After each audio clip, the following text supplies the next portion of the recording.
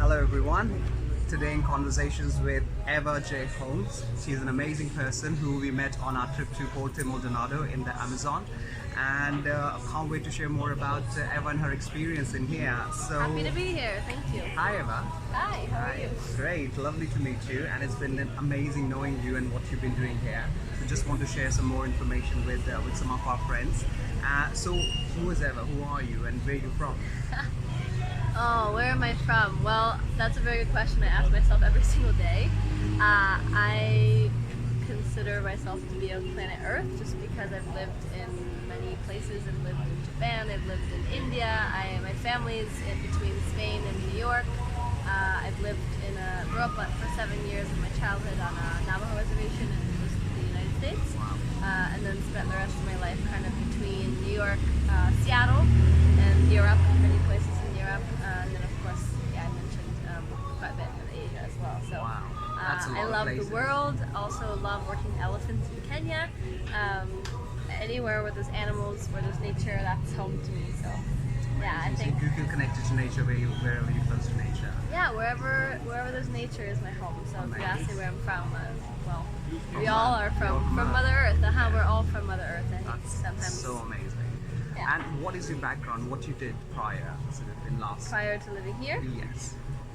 Well, the very opposite of what I do living here. Here, I spent a lot of time in the jungle, spent a lot of time in nature, which I always have loved nature, but I worked and lived in a super opposite environment. So I worked in fashion weeks for about 7 years before moving here. The first few years, just fashion, just on the event organizing side, and then a few years into it, with my love for nature, realized how toxic the fashion industry is, obviously for many reasons, but I was focused on more of the environmental toxicity and how fashion is the second most polluting industry on the planet, second to oil and gas. And so being, part of it, I wasn't okay with that statistic. And so myself, one other person who I'll bring back her name later on, named Samantha, and a woman named Nazi, who's a former art director of British Vogue, we started a movement called Fashion for Conservation. So I guess I would say between fashion and fashion for conservation, I was working in many cities doing events, first just for fashion purposes, just showing lines, and then with Fashion for Conservation, it was quite exciting. We would work with designers to do environmental themed collections, so about the African elephants to raise awareness for poaching, or about the rainforest to raise awareness and funding for rainforest conservation, and various others.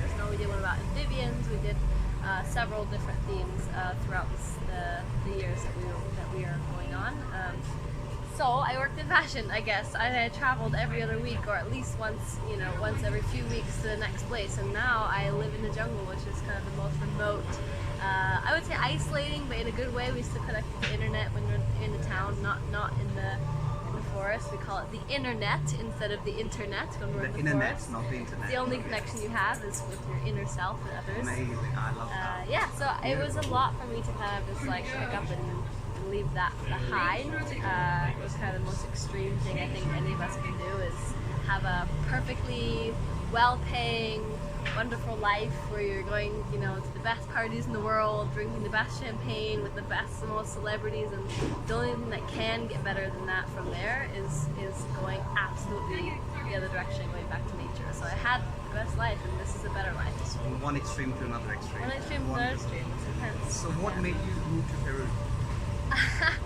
I go between asking myself that question every single day and then asking myself the question, why didn't I move here sooner?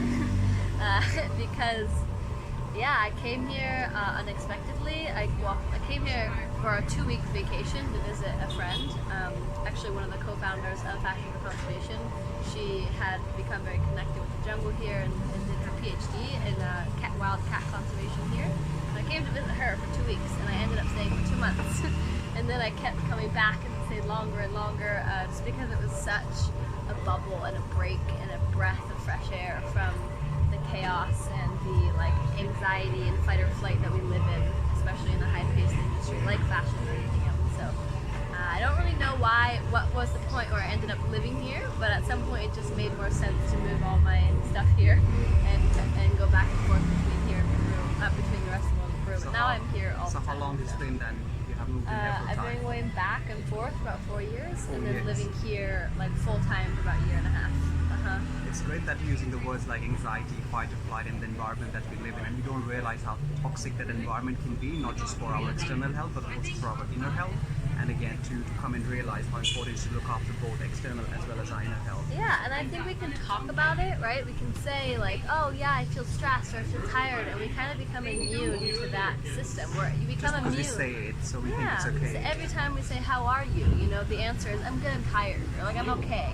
What happens to like, I'm fucking fantastic and great, I'm wonderful, thank you so much, like, how are you? Like, what about that authentic, like, inner connection? So I think we become numb to our cycle of fight or flight, and we don't really realize it until we take a step back. And sometimes it takes a friend to be like, come out here, you need a break, and we don't believe that. You're like, no, I'm gonna make my rent this month, I gotta, can't wait to go on my vacation. Like, if you can, especially this is a perfect time with the coronavirus, people are not traveling, but I think it's a great excuse to travel.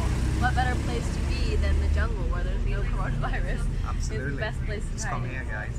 Yeah. Amazing. So what are you most excited about at the moment? Well, I mentioned that I worked in this kind of fast-paced world. I went completely the other extreme, like you said. So we went, lived in the jungle for, now 4 years, and then 1 year and a half only being here. And so I kind of went too far to the extreme where I felt quite isolated, and that's a good thing. It's a good thing to be isolated and to go inward and to be, connected. But I'm kind of bringing it a little bit back into the world where I can finally find a balance between the two extremes with a new project, which is called Jungle Chef. And it feeds my desire to connect people and to not just live in one world or the other, but to kind of be in between. And Jungle Chef is a project to document the culture of food from the wild jungles to the urban jungles, first throughout Peru and then perhaps other countries. So interviewing grandmothers and indigenous communities all the way into the best chefs in Lima, the best chefs in Peru.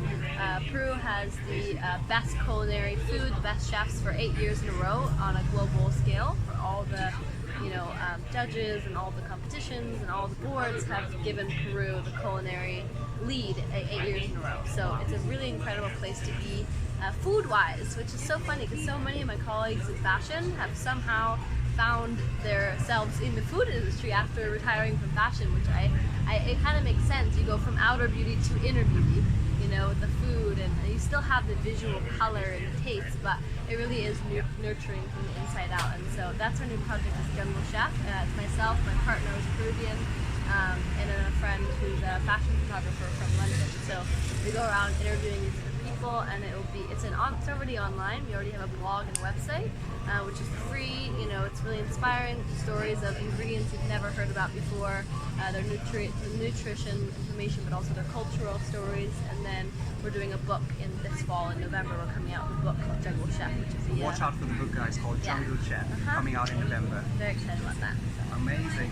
So these are the projects you're going to be working on. And I like what you said earlier about making a big shift, and I've said it in one of the videos earlier that making a big change can overwhelm you, and 80 to 90% chance those changes fail. So it's important to make smaller changes at a time and trying to create that balance before you eventually reach to that bigger change. Yeah, and being open to, in order to make change, you have to change something about yourself first. So one of the biggest struggles for me is working in a culture that operates very differently from me. When we come from a fast-paced culture, everything has to happen yesterday or now. Everything's very much like in a rush. Here in Peru, it's the opposite. Everyone takes their time. Siesta is very important. All the restaurants and businesses close, take their naps. People drink tons of beer every single night. It's like, anyways, relaxing is very important here in Peru. I think in a lot of Latin American cultures, definitely in Spain as well. I spent some time there, and it is such a different mindset for me that I have felt like the biggest change for me in terms of changing the world is learning how to work with people who work and operate and live on different paces of life. It's very important. If you want to make change in the world, you have to make change in yourself to be able to understand. If not understand, then accept and work with people who are very different from you. And that's what Jungle Chef is all about for me. It's not just the change it will make through storytelling and through nutrition, but also through uniting people from different cultures and understanding their different perspectives. For me, it's just been about patience and time.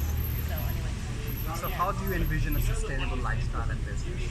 A sustainable lifestyle in business, depending on if, so sustainability to me is another thing I've had to redefine. So sustainability, of course we think of the environment, but a lot of people also think of economics. What is economically sustainable for me, right? And that's been a really big question for me, because before my lifestyle was traveling all the time and it required a lot of economic investment to be able to make anything happen. And here in Peru, it's a very different currency, it's a very different level, and so you have to find alternative ways to create abundance, I think create economic sustainability, but it's really not about that. Since I've lived here, I've completely let go of this idea of like economic dependency. It's very, very important to understand that our relationship with money is toxic. We always don't have enough of it, or we have too much of it, we don't know what to do with it. It's kind of an extreme toxic relationship. And actually, if you take a step back, and this sounds very like, hippie theoretical, but I never believed in this, and now I really get it, which is this idea of abundance without scarcity, like without this idea of like fear of scarcity. It's abundance in the people around you, in the food being enough, in the food being healthy. You're going to be able to travel. There's so many ways to travel. There's so many ways to eat. There's so many ways to enjoy life without worrying about if you're going to have enough money to pay for it. And there's so many ways around it. And I've just like opened up to the possibilities of the universe in that realm. So I'm just really, really, really grateful for understanding the sustainability of life, meaning just trusting that your community, investing in your community through your energy and your time and your skill set, and also obviously sustainability and environment. So I took that route because I think it's the most important angle, but obviously you can take it in any way. Like what you said, looking after the community, because the more you give, the more you get, so you just need to understand that. What would you like people to know about the Amazonian rainforest river? Before I get to that question, I forgot to introduce Eva properly. She's this founder and owner of Kakao Center in the Puerto Maldonado, which is this amazing place. That's where we're sitting right now. And that again, a little bit about Kakao Center, we're going to talk about it, and I'll let Eva explain about that. But and it's again in here in Amazon in Puerto Maldonado, which is this amazing place. So what would you like people to know about this place or the Amazonian forest? I love that we just dove right into the deep stuff. But yeah, as an introductory level, and to answer to your question, we are Kakao Center, and the answer to your question is what would you like people to know about the rainforest? This is why we opened Kakao Center. The point of opening Kakao Center is to let people know what I would like to let people know about the rainforest, which is chocolate. So chocolate is this thing that we all relate to, which is this thing that we all love. I mean, most of us do. Who doesn't? And it can be very bad for the rainforest. It can actually deforest a lot of the rainforest, which is not good. And just like any food or anything, there is a way to do it sustainably. So Kakao Center here, we are educating locals first and foremost, inspiring them and providing them with physical materials and also labor support to be able to grow cacao more sustainably. And then also on the tourist side, we open the physical space to be able to have workshops for locals, but also classes for tourists. And we have a mini museum here about sustainable cacao. So there's a lot of details. I won't go too far into it. But you have to come and visit. You have to come and visit. And check this place out. You're going to absolutely fall in love with this place. And if you do love chocolate and want to find out more about how you can look for sustainable chocolate or know about where your chocolate comes from, follow us on Instagram. We post all the time about different ways to be able to know where your chocolate comes from, and sustainable chocolate doesn't hurt the rainforest, and more delicious as well. Amazing. And what are your recommendations for people visiting the area? Puerto Maldonado? Yes. Well, I will recommend that you come to Puerto Maldonado, because when you come to Peru, there's 3 options to go to the jungle. One of them is Iquitos, which is the most popular option, which I've been to. It's nice for what it is, but it's very, very, very disconnected from the original jungle feeling. A lot of it's deforested already, a lot of it's degraded, very, very commercial. And although it has its great restaurants and touristy places, it's very disconnected from what it was. As opposed to Puerto Maldonado, we are still very close to what it once was. It's quite a new city for tourism, so people have been going to the jungle for a long time, but only very recently have they actually been spending time in the city. Only about 5 years ago did people actually start spending time in the city. Since the bridge was built, Interoceanic Highway, which is this famous highway destruction project you can look at. So come to Guatemala first and foremost. Absolutely. What's the ideal time to spend here? Because we spent 3 days and we think it's just too less. You need a week. You need absolutely minimum 1 week, because you want to spend minimum 4 days in the jungle, minimum, if not the entire week, and at least 1 or 2 days in the city. So beautiful, jaw-dropping, gorgeous, pristine rainforest. Some of the last. It's the biodiversity hotspot on the planet. San Juan de Dios is part of the biodiversity hotspot that's shared between Brazil, Bolivia, and Peru. So absolutely, it's a wonder of the world for a reason. And if you're going to come through Puerto Maldonado, a few places that I think we both recommend, because I recommended them and they enjoyed them. Besides from going on a chocolate tour with us or with one of the community members we work with, visit the Amazon shelter. Please do visit Amazon shelter. I'll make a separate video about Amazon shelter and what incredible place that is, and the person who runs Magali about that. And thank you for recommending that. We did a 1 day of volunteering there, and it was so fulfilling and so it was great just to see what the work people are doing over there, and the animals. It's just incredible. But I'll talk about more of that in a separate video. So the Animal Center, and also just 2 other quick shout outs of organizations that really do put their money back from their visitors into conservation, or you can volunteer with them, is the Mariposario, which is a butterfly museum. And I would think those 2 actually are the main ones, but there's lots of lodges that that are. Is there anything else you would like to share about your experience in Peru that didn't ask about? Well, I think I've already alluded to it, but the food is amazing. So if you're a food lover, if you're a chocolate lover, if you're a nature lover, Peru is an incredible place. It has some of the most diversity of a country all in one. It has desert, it has mountains, it has jungle, all within like a 1 hour flight from each other. It's a beautiful place.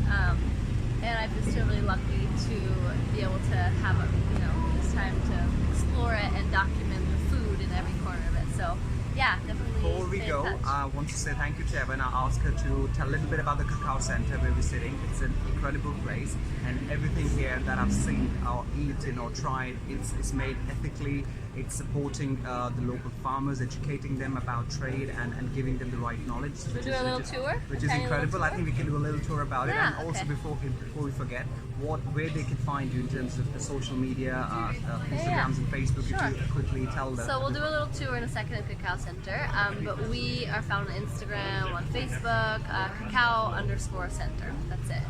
So we are 3 sections, just really quickly. We are a mini museum of step-by-step of the chocolate making process and the relationship between chocolate and conservation.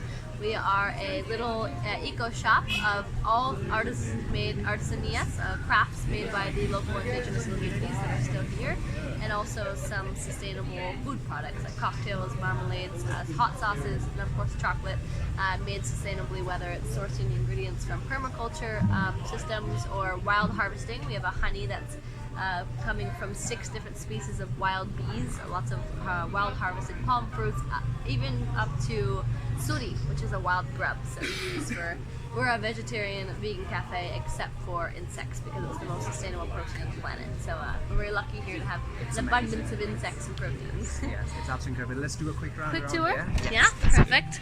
So we're here with Jacqueline, one of our wonderful employees. Say hello. Hola.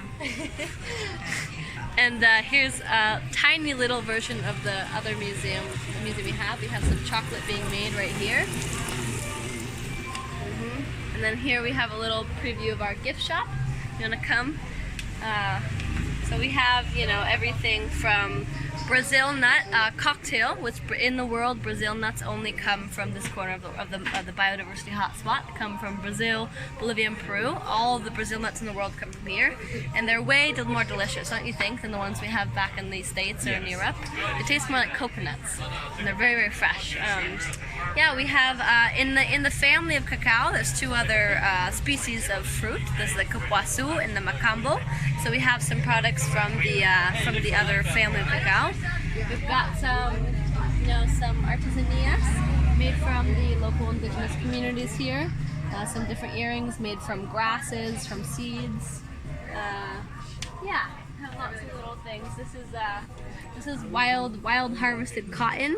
So this is cotton from the jungle, which is pretty incredible. And, so we've got lots of cute little things. We've got some bags made from wild cotton, some cups with an original painting that our friend is going to take home, the original Very painting. Yeah, and then we have our little cafe and bar over there in the corner. You can see it. We've built everything here out of bamboo and grass. Bamboo is a very sustainable building material. It grows fast, and some bamboo actually, in France it grows, but it's originally from Asia, I think. It's harder than steel, so depending on the bamboo you use, it can be very, very good for constructing. It's very sustainable. So I learned from YouTube and from some local Peruvians, including my partner, how to harvest bamboo, process it, and build shelves and bars with it. So, you know, another little Peruvian plus is that everything is made here sustainable and artisanally. ethically. You have to come and check this place out. I can't recommend it enough. But yes, thank you so much, Eva, Yeah, for your thank time. you so Really much. appreciate it. It's been a pleasure. It's been a pleasure. Sorry, covering the camera. Cheers. Take care. Thank you so much. And Cheers. yeah, thank you all for watching. And please follow Eva and do come and visit this place. Peace. Cheers. Salud.